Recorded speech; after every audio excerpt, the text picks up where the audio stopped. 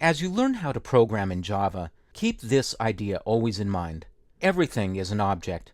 As you design your applications, you'll be placing your code inside class definitions and wrapping that code inside functions known as methods. Let's take a look at a very simple application, the Hello World application I've shown previously. This time, I've given the starting class a different name, Simple Application. Notice that the main method, though, looks the same as before. That syntax is required. And, as stated previously, the executable code is inside the main method. It outputs the string Hello World to the console. You can diagram your Java applications using a syntax known as UML, or Unified Modeling Language. This diagram shows that the name of the class is Simple Application, and that it has a single method or function named main, and it returns void, which means it returns nothing. It doesn't return any value at all. Now, from this simple class, you might not get the idea that everything is an object, so let's expand the application a little bit to two classes. In this version of the application, there are two classes. The starting class is still called Simple Application. It's the starting class because it's the one with the main method. And as the application starts up, the main method is called, and the code in that method creates an instance of another class called Welcomer. That class is shown at the bottom of the screen. Shift your attention down to the Welcomer class. It declares a variable named Welcome outside of any methods. We call those either instance variables or fields. In this case, there's an instance variable named Welcome, it's a string, and it's private to the class, which means that it can only be read by the code within that class. Its value is hello. When the function sayHello is called from that class is responsible for outputting the string to the console. From the main application, we create an instance of that class using the syntax welcomer, that's the uppercase version, that's the data type, and then the lowercase version is the name of the variable. And we say that it's equal to a new instance of the welcomer class. That's an object, and the object can have methods and properties. We call the object's sayHello method, and the result is to output the string to the command line. Once again, you can diagram this application using UML. In this case, there are two classes, Simple Application and Welcomer. The first class simply has the main method. The second class has both an instance variable or field and a method named sayHello. Once again, sayHello returns void or nothing, but it takes the action of outputting a string to the console. In Java, we say that everything is an object because it's very common to create an instance of a class to execute some code, and that code will be wrapped inside the class.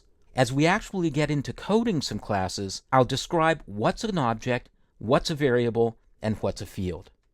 Here's another way in which Java sees everything as objects. You can declare a string variable by declaring the data type string and then the variable name. In this case, the variable name is welcome. And then you can say that that variable has a value of a string wrapped in double quotes. But in fact, this is shorthand. Here's a bit of code that's the longhand version. We declare the data type, we say what the variable name is, but now we say that we're creating a new instance of the string class, and we pass in the string that we want. This is the longhand version, and these two bits of code are exactly functionally identical. They do the same thing. They create an instance of the string class, and so welcome is an object. But you can go further with this idea, because within a string object there's actually an array of individual objects, one for each character. So you can say that welcome is a string, hello, or you can say that welcome is an array of 6 objects, HELLO, exclamation. And here's a bit of code that breaks it down even further. I'll start off with an array of characters. Char, bracket bracket, means create an array of characters. The name of the array is chars, C-H-A-R-S, and then the following syntax, with the individual characters, each wrapped in single quotes, and then all 6 characters wrapped inside braces, means create an array. I can take that array of characters and wrap them inside a new string, called S, and now once again I have either an array of 6 objects or a single object, the string S. When you start seeing everything as an object, you see that you can break things down to their smallest components in Java. A string is really an array of characters. A primitive numeric value is an individual value, but a complex object can reference many objects. By breaking things down into small pieces in Java, it makes it easy to find the code that you want to expand on or fix. The output of this code would be simply hello. Because the string class is a complex object, it can encapsulate or offer all sorts of functionality. And in fact, the string class, which in longhand is java.lang.string, includes many, many methods. This is a short list of just a few of the methods that are a part of the string class. The char@at method lets you pass in a numeric value and get back the character in the position in the array that's a part of the string class. You can use compare to compare one string to another, the concat to concatenate strings together, and so on. We'll be looking at these and many more methods of the string class later on. But my point is that a string is not simply a string. It's an instance of a class, and that gives you access to all of the functionality that's built into that class as a part of the Java programming language and its core runtime, the Java class library.